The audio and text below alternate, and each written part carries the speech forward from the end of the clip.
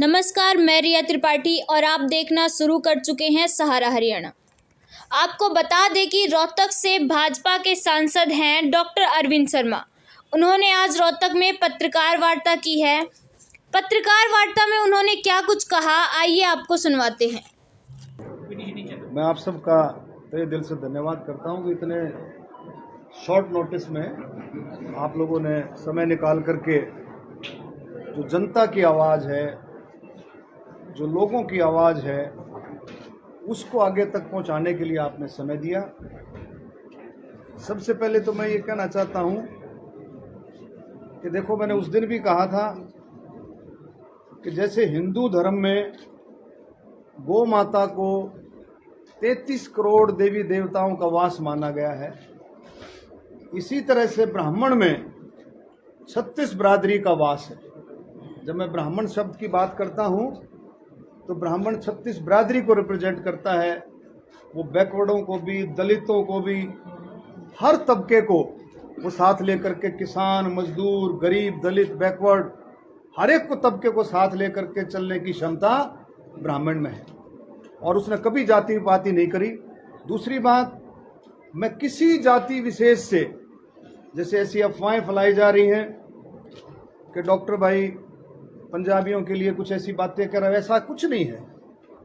मैं बिल्कुल भी पंजाबी बिरादरी का मैं इतना सम्मान करता हूं। पंजाबी बिरादरी की वजह से मैं सोनीपत से निर्दलीय चुनाव में उनका पूरा योगदान रहा, करनाल से मैंने चुनाव लड़ा, पानीपत से, करनाल से, नीलो खेड़ी से, तरावड़ी, हर जगह से, असम से, सब जगह से उनका पूरा योगदान रहा। अब रोहतक से चुनाव लड़ा तो उनका पूरा योगदान रहा। 36 बिरादरी के योगदान में पंजाबियों का योगदान भी भूला नहीं जा सकता। मैं बहुत बहुत दिल से धन्यवाद करता हूं। लेकिन जो लोग ऐसी बातें करते हैं, उन्होंने क्या किया, ये बात सोचने वाली है। अब आप देखें, हम बात कर रहे थे गौड़ ब्राह्मण विद्या प्रचारिणी की संस्था की, जो बात कर रहे थे जमीन की। आप ये देखो, हिंदू एजुकेशन सोसाइटी की लगभग 150 एकड़ जमीन जो 2019-20 में छोड़ दी। कई सालों से हिंदू एजुकेशन सोसाइटी के पास थी। ये आपकी कटेसरा की जमीन है। तो ये तो इन लोगों के साथ भी, बिरादरी के साथ भी धोखा हो रहा है भाई। उस जमीन का क्या, उस जमीन की भी जांच होनी चाहिए कि वो जमीन आज भी वहाँ कटेसरा की भूमि में उनकी बिल्डिंग बनी हुई है, कि उस जमीन का क्या हुआ। और जो हमारे व्यापारी भाइयों के लिए जो रोहतक में उत्पात मचा रखा है, आपका किला रोड, आपका रेलवे रोड, भिवानी स्टैंड, आपका ये सारा इलाका जो उत्पात मचा रखा है, आज मैं अपने माध्यम से कहना चाहता हूं। मैंने पहले भी डिप्टी कमिश्नर से बार बार बात की थी, लेकिन आज मैं खोल करके दूसरी भाषा में बात करना चाहता हूं कि भाई अपना ये पीला पंजा, अपने ये जो अपने तोड़ फोड़ की जो कार्रवाई है, इसको रोके, इसको चांस दें। इस तरह से बात नहीं होती है। लियार वाइल में अफसरों ने अपना पीला पंजा उठाया और कहीं भी बढ़ गए, बिल्कुल नहीं। इसका एक नोटिस दिया जाए। और भाई मैं इसमें बैठूंगा, इस कमेटी में बैठूंगा, मैं, मेरे नेतृत्व में कमेटी बने, बीइंग ए मेंबर पार्लियामेंट, उसमें डीसी भी हो, एडीसी भी हो, निगम का कमिश्नर भी हो, उसमें देख करके किसका हमने तोड़ना है उसको जाकर के बताया जाए कि भाई तेरे में ये कमी है, उसको नोटिस दिया जाए और उसको बताया जाए कि भाई तेरे में ये कमी है, आप इस कमी को दूर करो, नहीं तो आपको इतना हम टाइम देते हैं। सारी बातें, ये भाईचारे की बात है, ये हमारे दुश्मन नहीं है। लेकिन मैं ये कहता हूँ, ये अवैध कॉलोनियां और भी हैं। अरे जब बनती हैं, जब वो कटती हैं, जब कौन कटवाता है, जब ये अफसर क्या करते हैं, बनगी, कटगी, मकान बन गए, कई साल मकान बने हो गए, फिर वो पीला पंजा लेकर के पहुंचते हैं। तो क्या उन अफसरों के खिलाफ भी जिन्होंने ये कार्रवाई कराई है, क्या उन अफसरों के खिलाफ भी जिन्होंने ये काम करवाया, क्या उन अफसरों के खिलाफ भी सरकार जो कार्रवाई करती है? ये सारी बातें ध्यान देने की हैं। दूसरा, मैं इसी चीज़ के जरिए से बहुत सारी चीज़ें ऐसी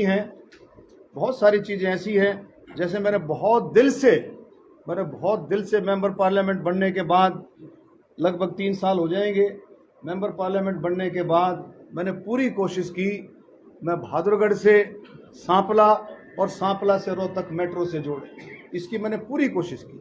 और इसमें सर्वे हुआ, फिजिबिलिटी रिपोर्ट नहीं आए कि भाई फिजिबल जो है वो प्रोजेक्ट फिजिबल नहीं है। लेकिन मैं ये आपको भी सबको पता होगा कि आजकल कोई भी प्रोजेक्ट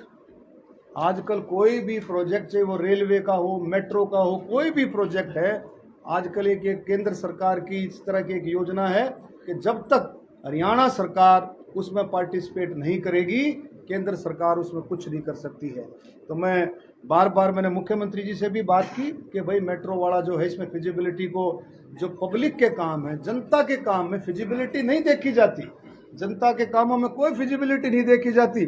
जनता के कामों में जनता की सेवा के लिए कहीं नुकसान भी होता, कहीं फायदा भी। और लेकिन मैं एक और कहता हूँ, आप सांपला रोहतक तक मेट्रो लेकर के आओ, जो फिजिबिलिटी कागजों में जो आ रही है फिजिबिलिटी नहीं है। मैं कहता हूँ कि सारे रिकॉर्ड टूट जाएंगे। वो फिजिबिलिटी जो कागजों में आ रही है, जो ये धोखे से, ये कि बनावटी जो आ रहा है कि भाई नॉन फिजिबल है, वो सारे के सारे रिकॉर्ड टूट जाएंगे जब वो ये प्रोजेक्ट पड़ेगा। तो मैं पुरजोर मांग करता हूँ इसमें फटाफट जो इसमें सर्वे करा करके इस काम को भी आगे बढ़ाने की कोशिश करें। ये सारे काम मैं माननीय प्रधानमंत्री जी को मैंने पहले भी दिया, अब मैं माननीय प्रधानमंत्री जी को एक एक चीज़ लिख करके माननीय प्रधानमंत्री जी के पास मैंने भेज रहा हूँ मैं दोबारा से।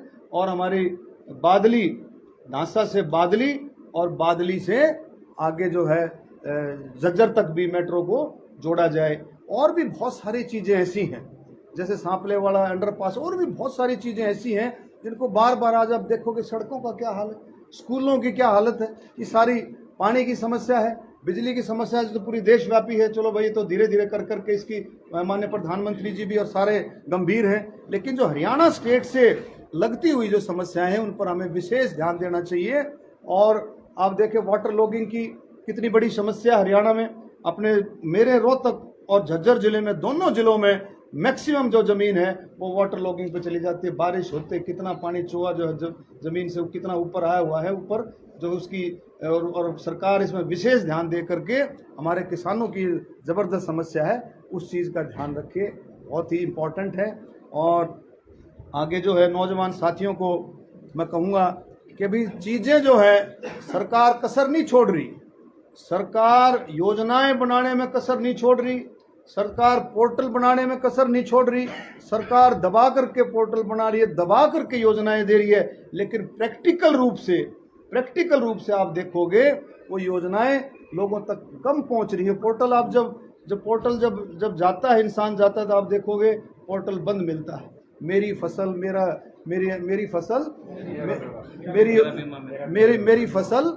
मेरा ब्यौरा, उसमें आप देखेंगे जब कितने किसानों के फोन आते हैं कि वो पोर्टल ही बंद मिलता है, नहीं समझे। और तो कितनी सारी योजनाएं ऐसी हैं जिनके पोर्टल बंद मिलते हैं। अब दूसरा, अब ये सरकार ने कानून बनाया 75% हम लोगों को नौकरी देंगे, इस फैक्ट्रियों में नौकरी देंगे। लेकिन आप जा कर के देखो, आप जा कर के देखो, एशियन पेंट में देख लो, मारुति में देख लो, आप अपना वहाँ पर जो है झज्जर में जा कर के कहीं भी जा कर के देख लो, आपका बादली है जो इसमें इस इलाके में जा कर के देख लो, कहीं भी यह आज तक कहीं भी लागू नहीं है। तो नौजवान साथी इंतजार में है कि भी हरियाणा सरकार ने जो कानून बनाया है, इस कानून को जल्दी से जल्दी सख्ती वाली बात नहीं आती है, सख्ती से जब तक कानून को आप इम्प्लीमेंट नहीं करोगे ये बात बनेगी नहीं। बहुत सारी चीज़ें ऐसी हैं। अब आप देखो, एक छोटी सी बात है, EBPG जो ये था, आपकी जो रिजर्वेशन थी, उसमें आप देखो उसको हरियाणा सरकार ने असेंबली से पास करा करके वो किसको मिलनी थी, वो ब्राह्मणों को, पंजाबियों को, बनियों को, राजपूतों को, 4 कौमों को उसकी योजना का लाभ मिल रहा था 10%। उसको असेंबली में पास हुई थी वो, और बगैर असेंबली में पास हुए, और ये जो है हरियाणा जो है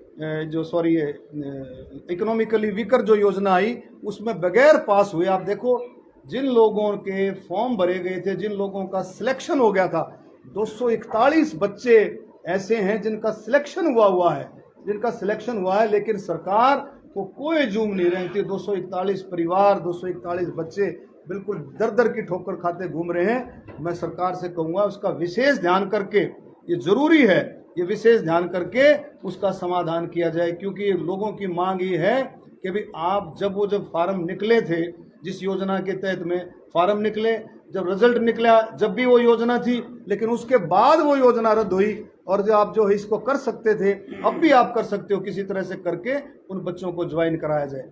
एक ये दोड़ी वाली जमीन जो है, इसमें भी कम से कम 25 से 30% लोग ऐसे हैं जो इसमें बसते हैं। और उसमें भी ये नहीं है, हर एक बरादरी के गरीब से गरीब आदमी भी उसमें शामिल है, दलित भी शामिल है, वाल्मीकियों भी को भी वो जगह मिली थी, ब्राह्मणों को भी जगह मिली थी, उसका भी विशेष ध्यान रखा जाए। तो मैं अब जो असली बात है, जिसको सुनने के लिए आप पूरा उतावले हो रहे हो, अच्छा आप ये देखो, मैं इसको बहुत सीरियस मानता हूँ। और जो ये हमारी परावर वाली जो ज़मीन है, ये 15 एकड़ 3 कनाल, ये ज़मीन आप सबको पता है किस तरह से, इसका सारे प्रेस के भाई मेरे से भी ज़्यादा जानते हैं इसमें। और इसको किस तरह से मरोड़ा गया, किस तरह से मरोड़ा गया, जो 2 घंटे के काम को इतना लंबा खींच दिया गया, 2 घंटे के काम को इतना लंबा खींचा गया। ये इस बात की जांच होनी चाहिए। इस बात की जांच कौन करेगा? इस बात की जांच कोई सेंटर का कोई मंत्री नहीं कर सकता। इस बात की जांच होगी प्रधानमंत्री कार्यालय से। प्रधानमंत्री कार्यालय, प्रधानमंत्री के हस्तक्षेप से, इंटरवेंशन से ये जांच होनी चाहिए। ये जांच का मकसद क्या है कि जो 2 घंटे के अंदर जो काम हो सकता था, और जो बराबर 2 महीने से लगातार चलते हुए बहुत दिन से रहा था। हमारे कई साथी हैं जिन्होंने माननीय मुख्यमंत्री जी से बहुत बार बात की परावर की जमीन के बारे में। हर बार ये कहा जाता था कि भाई संस्था की जमीन है, संस्था को दे देंगे। नाटे नहीं है, आज भी नहीं नाटे हैं। जब संस्था की जमीन है, संस्था को दे देंगे, तो फिर इतनी देरी क्यों, इतनी देरी क्यों? तो इसका मतलब ये है कि पार्शियलिटी समझते हो ना आप सारे पत्रकार भाई, समझते हो कि दिमाग में कहीं न कहीं पंगा लेने वाली बात थी। दिमाग में कोई बात थी कि 22 तारीख को 36 बरादरी इकट्ठी हो, 36 बरादरी इकट्ठी होकर के शोर मचाए, झगड़ा हो, सरकार को कोसें, और भाई इस तरह से करके और ये हमारे से अलग हो जाए। उस दिन भी मैंने हाथ उठवाए थे। उस दिन हाथ क्या उठवाए थे कि भी क्या आप लोगों ने भारतीय जनता पार्टी की वोट दी? तो उन्होंने क्या कहा कि सारे ने, मेरा ख्याल पूरे पंडाल ने हाथ उठा करके ये कहा था, हमने भारतीय जनता पार्टी की, यानी कि भारतीय जनता पार्टी के वोटर, भारतीय जनता पार्टी के समर्थक, और उनके साथ ऐसा व्यवहार। तो मैं ये बात रखना चाहता हूँ। अब ये देखो, जब माननीय मुख्यमंत्री जी बने तो वो ओथ लेते हैं, मुख्यमंत्री जी ने ओथ ली। इसमें ये आता है, ये देखो, अनुराग या द्वेष, अनुराग या द्वेष के बिना सभी प्रकार के लोगों के प्रति संविधान और विधि के अनुसार न्याय करूंगा। अनुराग या द्वेष। तो मैं एक चैलेंज करके कहता हूं, this is a violation of the oath. Oath का ये सरेआम वायलेशन है, सरेआम वायलेशन है, गंभीर वायलेशन है। आप ये देखो ना कितना गंभीर वायलेशन है। हम अब छोटी बात समझते रहे, 15 एकड़ जमीन है क्या? अरे मैं कहता हूँ द्वेष की भावना से कि भाई नहीं देनी, इब्बे नहीं देनी, अभी नहीं देनी। अभी का क्या मतलब था? अभी नहीं देनी। मैं आपको जब इसकी इंक्वायरी होगी तो मैं खुलासा भी कर दूंगा। मेरी जिस अफसर ने ये जमीन देनी थी उससे मेरी बात हुई, और उससे मेरी बात के मेरे टेलीफोन में, मैं रिकॉर्ड नहीं करता, मेरे टेलीफोन में ये तो रिकॉर्ड होगा कि हाँ भी मैंने उससे बात की। ये तो मेरे टेलीफोन की कॉल डिटेल में आ जाएगा, हाँ भी मेरी उससे बात हुई। समझते हो ना? मेरी उससे बात हुई। उसने कहा, मैंने कहा भी मुख्यमंत्री जी से बात होगी भाई, वो हमारी चिट्ठी दे।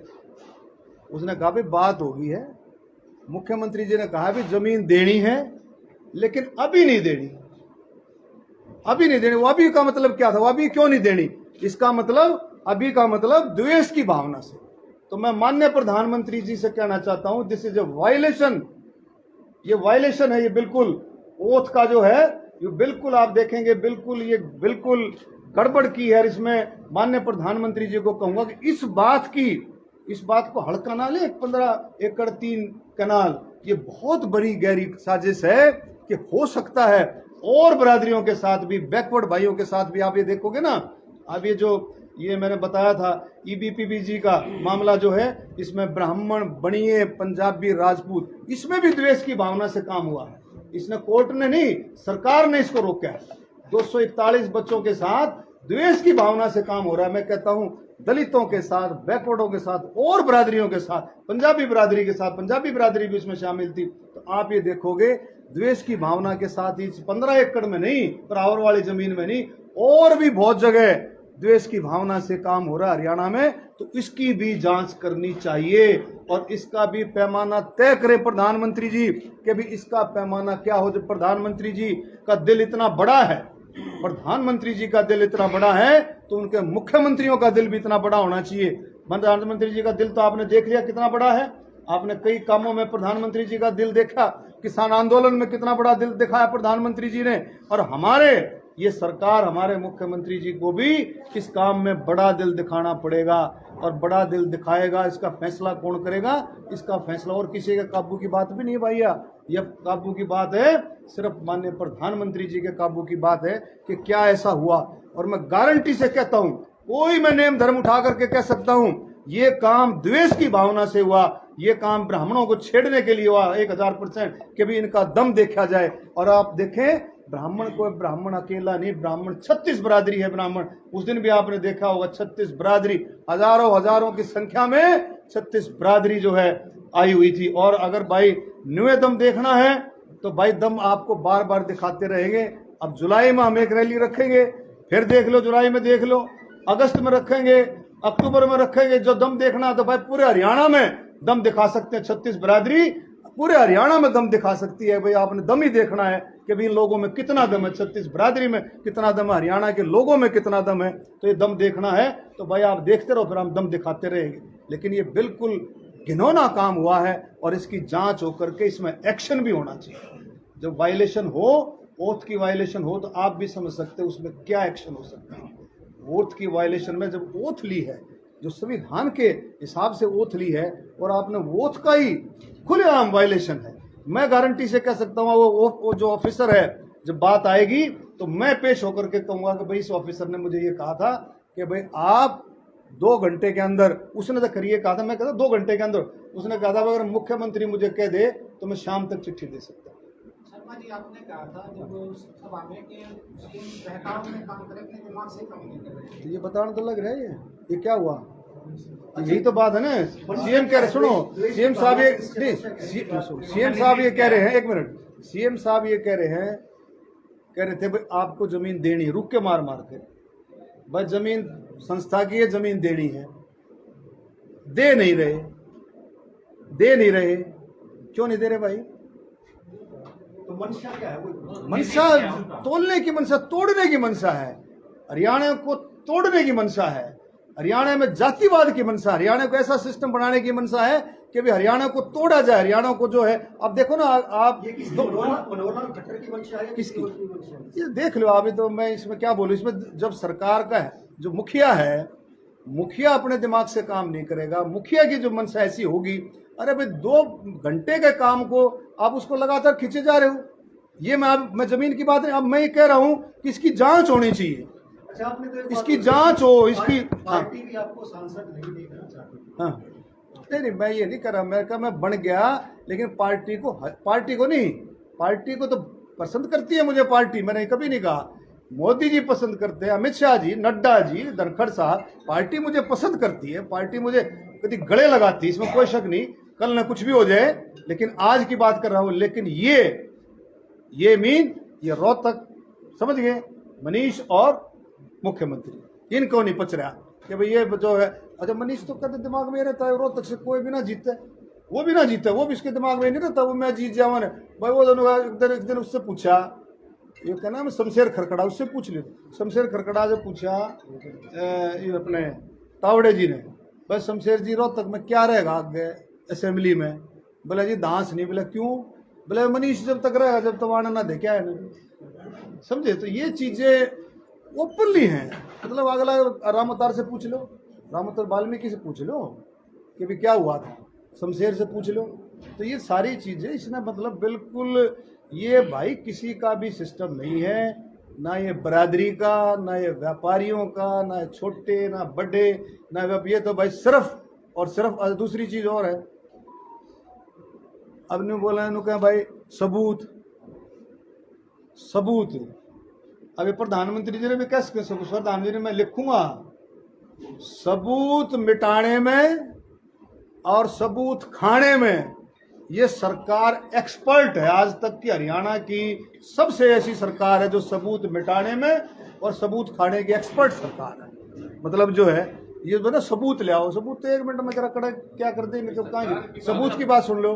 सबूत जो है एक एक रोहतक में, एक एक गली में, एक एक मोहल्ले वार्ड में, आप रोहतक का ही सर्वे कर लो, एक एक से पूछ लो, आप जो है सबूत आ जाएंगे भाई क्या चल रहा है। एक एक जगह जा करके पूछ लो क्या चल रहा है। डॉक्टर साहब इतनी भारी अनियमितता है आप बता रहे हैं, तो ये तो तभी संभव हो पाएगा जब आप मुख्यमंत्री बनेंगे। क्योंकि मेरी देखो मैं तो सेवक हूँ भाई। क्योंकि आपने कहा था कि 2014 में हो गया, हालांकि पंजाबी हमारे भाई हैं, रामविलास का कोई कसूर नहीं था, और 1966 का भी जिक्र कराया, के बाद कोई नहीं बढ़ा।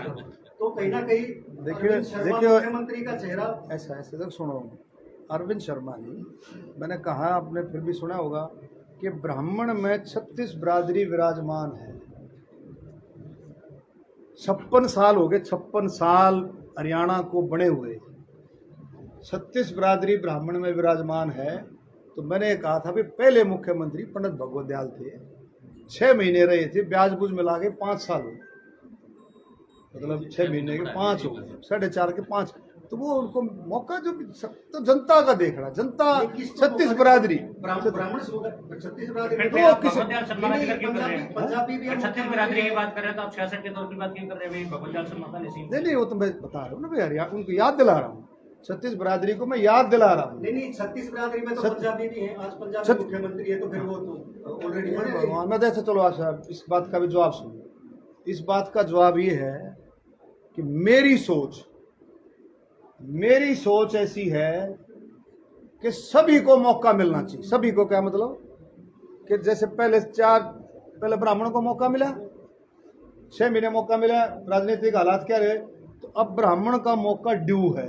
1 मिनट आप उसको किसी तरह ले लेना, उसके 1 मिनट सुनो, पंजाबी तो चल रहा है, पंजाबी तो मैं खिलाफ नहीं हूँ, सुनो मेरी सुन लो, पंजाबी के मैं खिलाफ नहीं, पंजाबी तो चल रहा है मेरे भाई, चल रहा है। सुन तो लो, मेरे को आने तो दो। उसके बाद मैं कहता हूँ बैकवर्ड दलित रोटेशन बन जाए, ब्राह्मण बैकवर्ड दलित, फिर पंजाबी आ जाए, फिर जाट आ जाए, कोई भी आ जाए, मतलब रोटेशन जो है हरियाणा में रोटेशन बननी चाहिए। जिस बिरादरी को मौका नहीं मिला उस बिरादरी को भी मौका मिलना चाहिए, और समझा, बैकवर्ड को मिलना चाहिए, दलित को मैं कहता है रोटेशन। आपका दिल कर रहा है मुख्यमंत्री के, ये आपका मन है क्या? अरे मैं तो सेवक हूँ, सुन तो लो, मेरे दौर तो बतेरी ऑफर आ ली, सुन लो, मेरे तो ये ऑफर भी आ ली कि छोड़ दो, मैं करूंगा तो छोटी प्रेस के जरिए सुनो, मैं ये प्रेस के जरिए सुनो, वो 5 महीने जो ड्यू रहे थे रोटेशन में, वही ऊपर आ गए ना, देखा ना बिल की तरह आपने पीले पंजे की बात की कि भाई ये कार्रवाई नहीं है, अब तक क्यों खामोश थे आप? बोलिया मैं डीसी को बात करी मैंने, नहीं डीसी रोड पे कार्रवाई होती है, रेलवे रोड पे ऐसा देखो भाई, हर चीज का समय है। मैंने आप पहले भी बात करी थी, मैंने कई कॉलोनियां मैंने रोकी है टूटने से, आदरगढ़ में, झज्जर में कई कॉलोनियां मैंने रोकी है कि भाई जब ये बन रही थी तो तुम कहाँ थे। मैंने अपने हिसाब से कई कॉलोनियां रोके, लेकिन यहाँ भाई और लोग लग रहे थे। डॉक्टर साहब आपने कहा कि जुलाई में आप नड्डा साहब से मिले थे, थोड़ा सा बताइए कि क्या मुलाकात खबरें तो ऐसी आई कि वहाँ पे बड़ी क्लास अच्छा सुना, ये तेरी क्या नाम आपका? अनुज नरवाल साहब है। ऐसा देखो, परमात्मा बड़ी ताकत है, मैंने कभी घमंड नहीं किया, चौथी बार सांसद है, ठीक है। ये भी है, या इस पर भी सोशल मीडिया पे भी चल रही थी।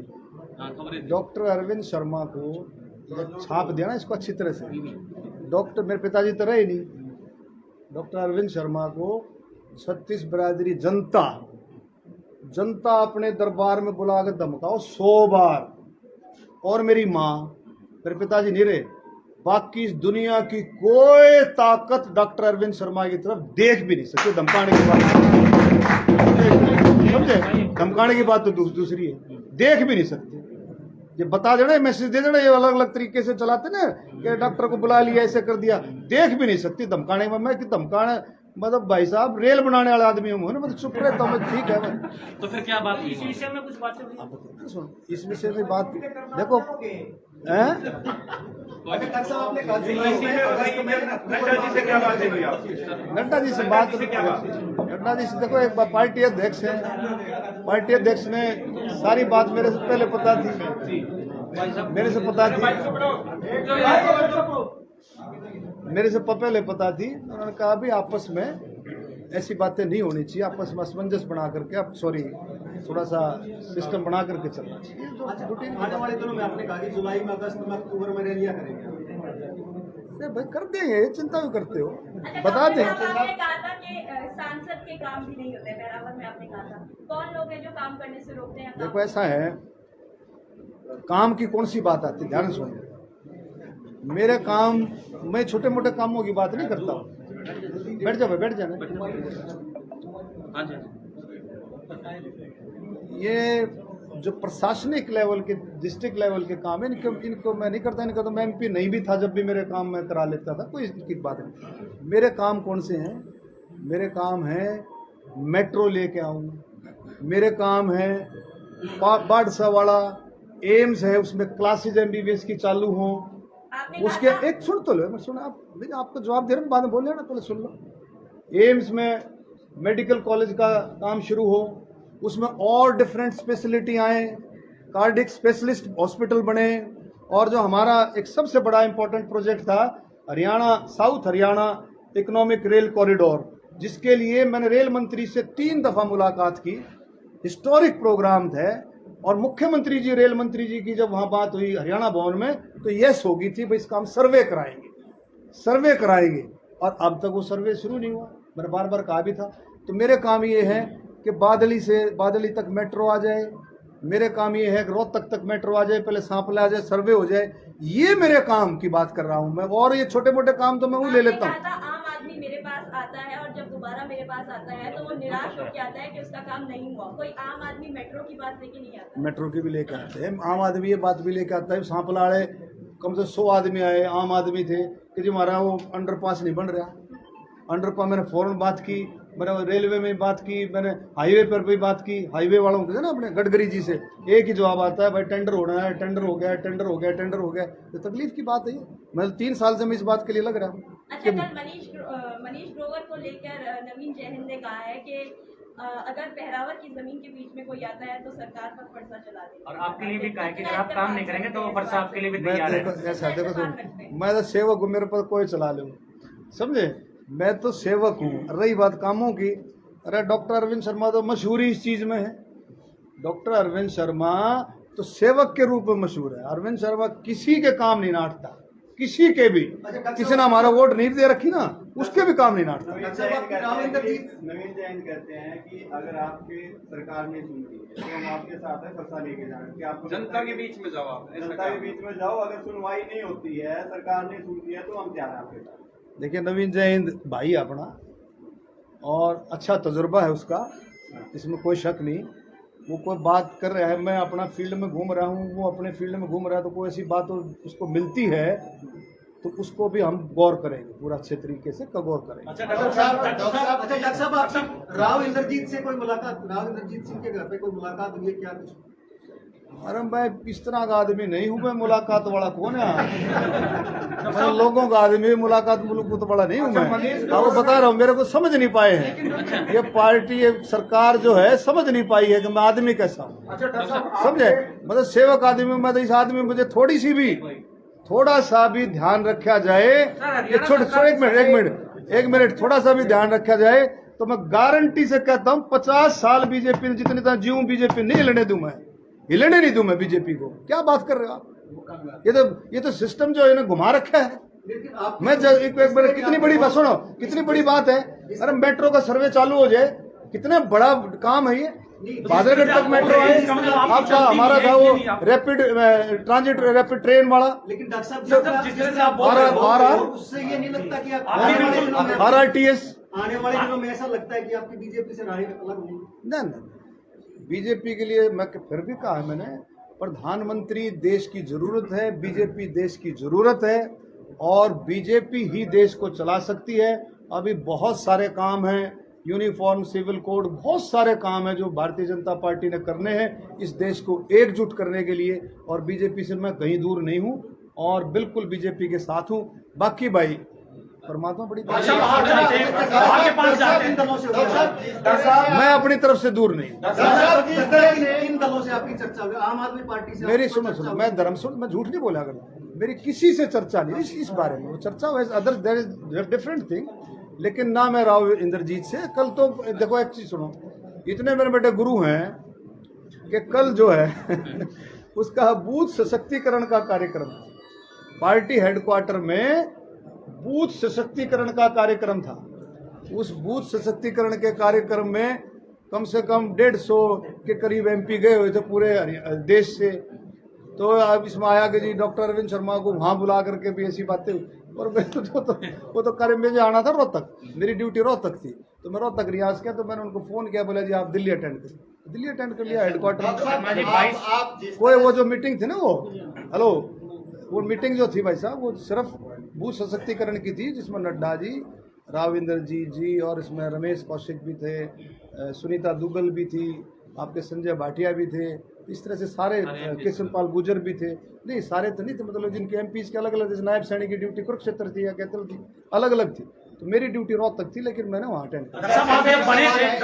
आप बने थे उस टाइम, आपने दरबार लगाए थे, लेकिन उसके बाद बंद कर दिए गए, क्या कारण? मतलब बंद कहाँ करे, चल रहे हैं मेरे। अरे नहीं, कोई बंद नहीं करे, झज्जर भी लगाया है, कोसी लगाया था, पीछे रोहतक लगाया था, दरबार नहीं कहो, दरबार is not a proper word. 22 को CM साहब का फोन आया था क्या आपके पास?